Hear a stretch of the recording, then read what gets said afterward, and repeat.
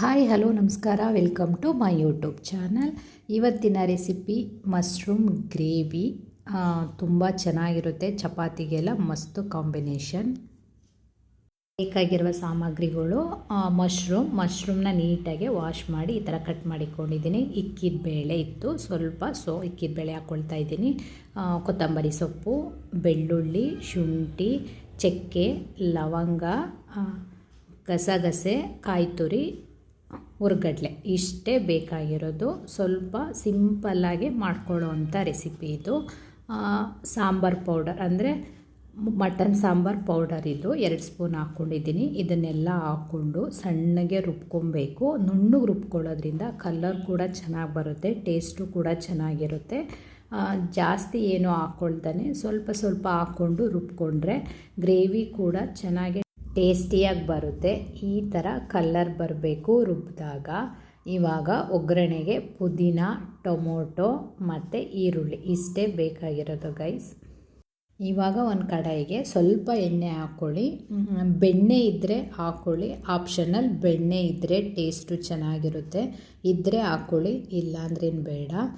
ಸ್ವಲ್ಪ ಬೆಣ್ಣೆ ಎಲ್ಲ ಕರೆದ ಮೇಲೆ, ಎಣ್ಣೆ ಕಾದ ಮೇಲೆ ಈರುಳ್ಳಿ ಹಾಕ್ಕೊಳ್ಳಿ.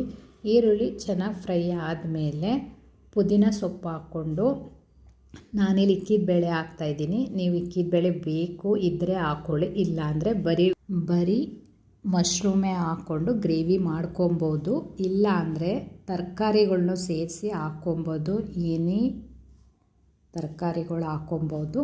ಇಲ್ಲಾಂದರೆ ಬರೀ ಮಶ್ರೂಮೇ ಹಾಕ್ಕೊಬೋದು. ನಾನು ಇಕ್ಕಿದ ಬೇಳೆ ಇರೋದ್ರಿಂದ ಇಕ್ಕಿದ ಬೇಳೆ ಹಾಕ್ಕೊಳ್ತಾ ಇದ್ದೀನಿ. ಹಾಕ್ಕೊಂಡು ಇಕ್ಕಿದ ಬೇಳೆನ 1-2 ನಿಮಿಷ ಬೇಯೋದಕ್ಕೆ ಬಿಡಿ. ಅದಾದಮೇಲೆ ಟೊಮೊಟೊ, ಮಶ್ರೂಮ ಸೇರಿಸ್ಕೊಂಡು ಅದನ್ನು ಅಷ್ಟೇ 2 ನಿಮಿಷ ಈ ಥರ ಒಗ್ಗರಣೆ ಮಾಡಿಕೊಂಡು, ಸ್ವಲ್ಪ ಸಾಲ್ಟು ಮತ್ತು ಅರಿಶಿನ ಪುಡಿ ಹಾಕ್ಕೊಂಡು ಇದರಲ್ಲೇ ಒಂದು 5 ನಿಮಿಷ ಬೇಯಬೇಕು. ಸ್ವಲ್ಪ ಅದು ಚೆನ್ನಾಗೆ ಸಾಲ್ಟ್ ಎಲ್ಲ ಹಿಡಿಬೇಕು ಮತ್ತು ಹಸಿ ಮಸಾಲೆ ಹೋಗಬೇಕು.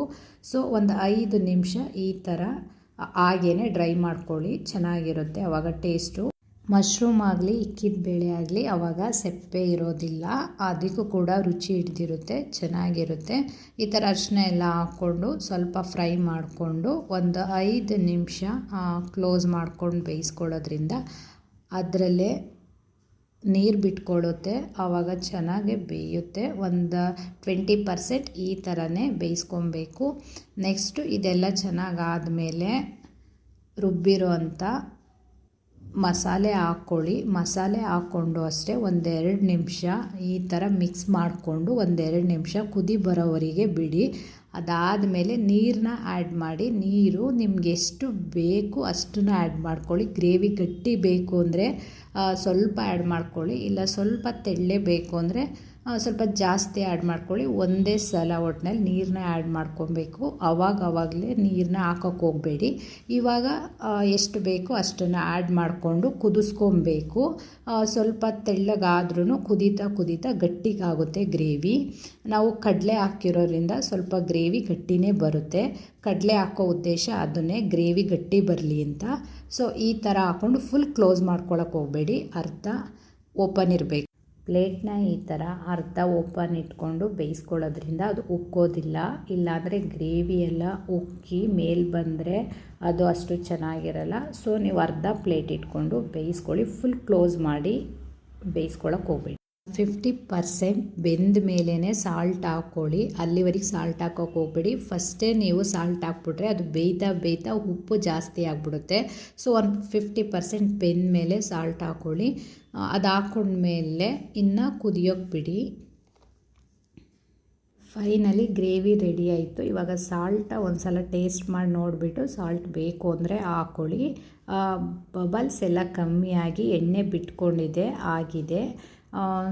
ಸ್ವಲ್ಪ ಕಸ್ತೂರಿ ಮೇಥಿನ ಈ ಥರ ಕ್ರಷ್ ಮಾಡಿ ಹಾಕ್ಕೊಳ್ಳಿ. ಸ್ಮೆಲ್ ತುಂಬ ಚೆನ್ನಾಗಿರುತ್ತೆ. ಗ್ರೇವಿ ಕೂಡ ಗಟ್ಟಿಯಾಗಿ ಬಂದಿದೆ ನೋಡಿ. ಚಪಾತಿಗಂತೂ ತುಂಬ ಚೆನ್ನಾಗಿರುತ್ತೆ, ಒಂದು ಸಲ ಟ್ರೈ ಮಾಡಿ.